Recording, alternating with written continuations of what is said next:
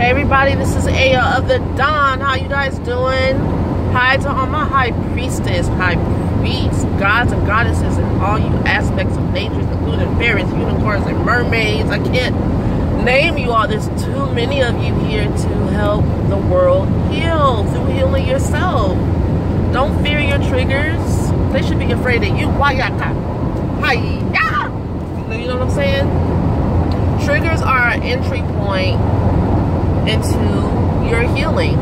We talk about this onion peel that is a layer. We're like, I don't know where to start with my heal. I don't know where to start to find my purpose. I don't know where to start. I don't know where to start. Well, girl, what is bothering you? What is like making you completely unbothered and unhinged in your life? What is giving you wrinkles, girl? What is like showering your face up, hunty? Like, what is going on in your life? That's your entry point. And I can stop there. But I'll also say that, you know, triggers have helped me heal my life. Like, without triggers, I wouldn't be talking to you right now. You know, I've always known in my soul who I am.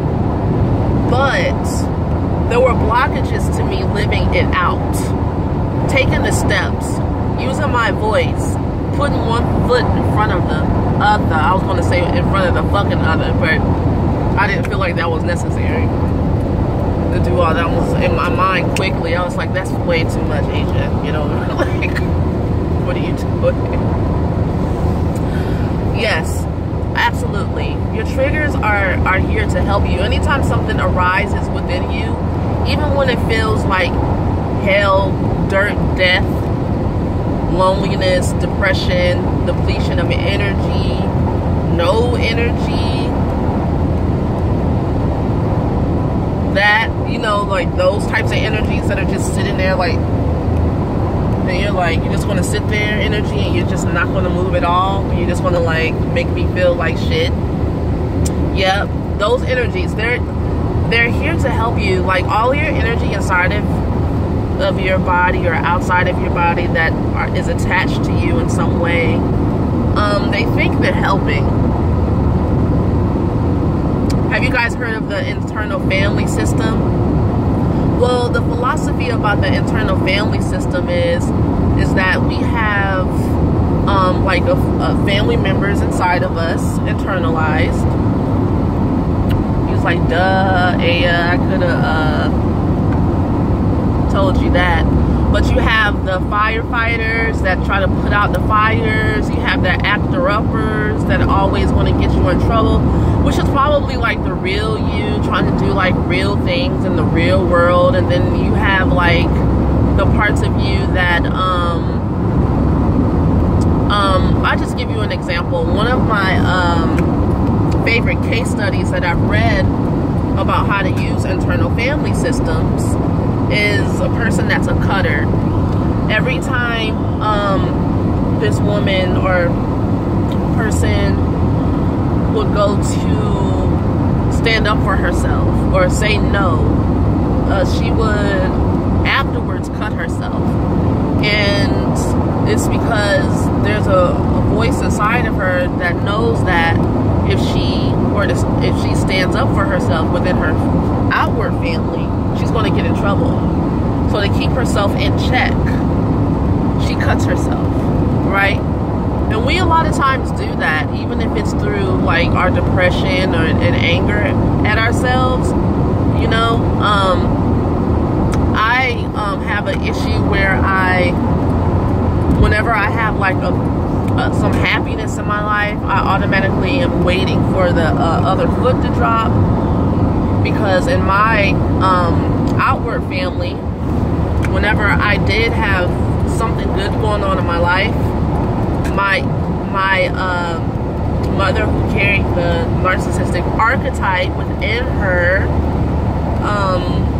would make me feel like complete kapooey. Like it was a no for her. It was a win for me. Whenever something was a win for me and my self-esteem, it was a no for her. You know, it was a hard no for her. And the way she reacted made me feel mighty down, mighty bad, you know. And so how do we deal with those types of triggers? Like, how do we deal? Well, for me, I did a lot of journaling. I have like probably 30, 40, 50 journals of me dealing with my internal family system, talking to those parts. If you do have like a cutter part of you, then you're like, why are you cutting me? Why are you cutting me? You know, and it'll tell you. And most of the time, I found that when you go inside and you ask those parts of you that aren't really working for you, you know, they're doing a job, but it's not working for you. They're trying to help you in some way. They're trying to help you survive and cope in some way. And then you go in and you renegotiate. Like, can we find a healthier way that isn't so painful for me to cope? You know?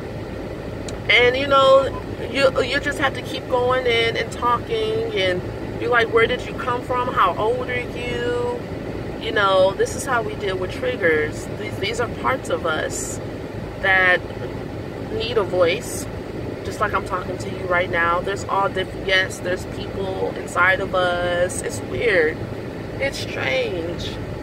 But we're fragmented, which is why a lot of us still need healing. And I didn't come from a background that had healthy intimacy. And so that's why I've read tons of books about it. And I have a channel dedicated to it, and I help other people heal in the same way. You know, we're doing what we can with what we got to get to where we want to get to, and we all just want to feel better. We want to feel everybody just wants to feel normal, like they're not going freaking insane. And I'm sorry, my phone keeps moving. But yeah, it can feel like sometimes triggers are driving you insane. And for me, sometimes, a lot of times, nobody has to necessarily trigger me. My body, my system is so used to me healing things. Things pop, something else pops up every time I heal, clear out one thing. That's how I know it's never over. There are some parts that feel, there are a lot of parts of me that feel like 20 million times better than they did when I first started my healing process 6-7 years ago. How I heal a lot of my triggers is through somatic experiencing. Somatic experiencing has changed my entire life. I suggest that you guys get the books from Peter A. Levine, and the books will guide you through how to get your soul, basically do your own soul retrieval. I remember the day, let me just tell you guys how bad my adrenal fatigue was. My adrenal fatigue was so bad that I could barely walk up a couple of blocks to go to work. Like, I couldn't move. Or it felt like when I was moving, it was taking my everything, you know. But after I got finished reading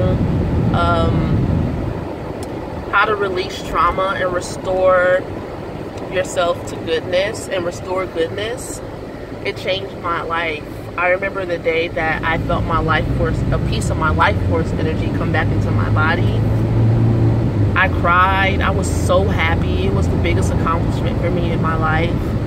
I could walk to work. I started riding a bike to work. Like, I was just so happy to have my energy back. And, you know, I'm about to start crying now because people take those things for granted, but I know how it feels to feel better when you've been feeling like shit for a long time. I know what it feels like to find something that actually works for you. After, you know, everybody's been telling you to just forgive and to say your affirmations. You know, sometimes you've been in darkness for so long that saying affirmations is kind of like it's light. That's too light. Like now, affirmations, great. They work great. And I do them all the time, and I can feel the effects of them immediately.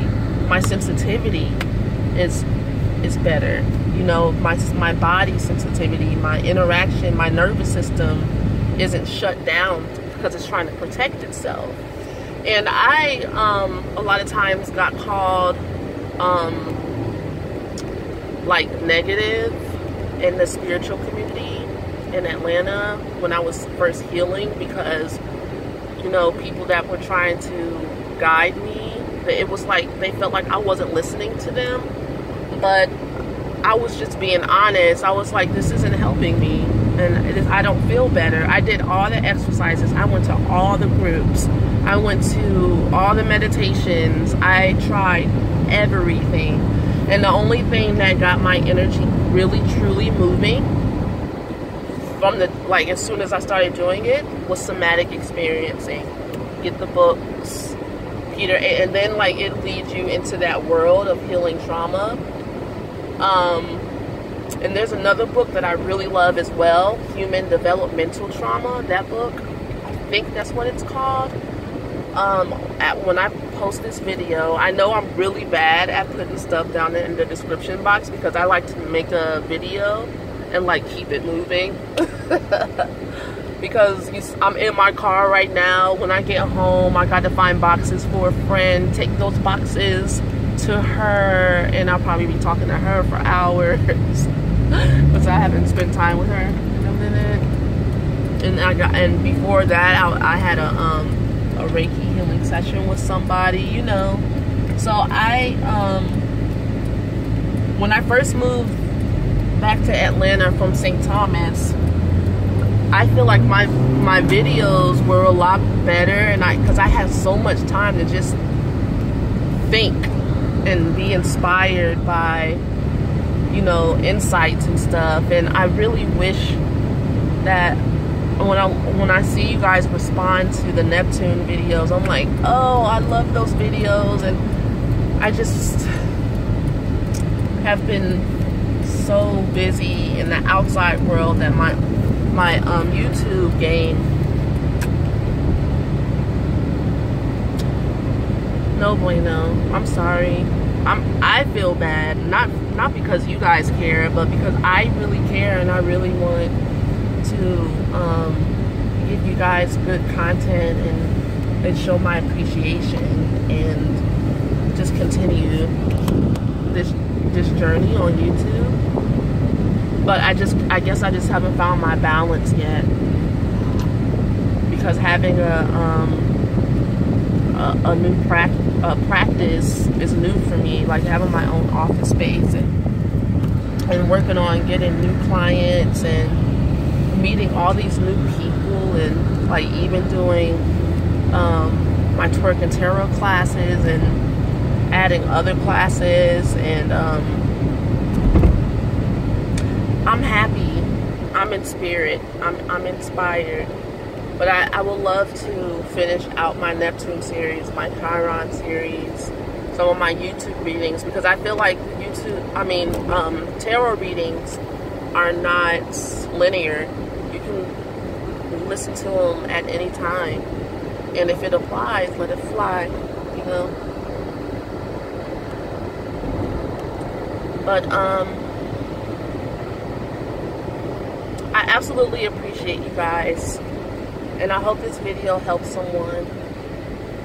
I appreciate the conversation and all the comments, and I wish that we were all together and we can meet and talk and have lunch and a margarita. But anyway, just remember to love yourself, take care of yourself, do your thing. Keep moving, don't lay down, don't stop. It's okay to rest and even take a week off, but never stop going towards what you want, no matter how you feel inside. That's really important when it comes to the healing process. You have to keep living, unless you're like a monk or some type of nun or something like that, then if that's your archetype, then I'll be it to you. I'll talk to you guys later. Peace.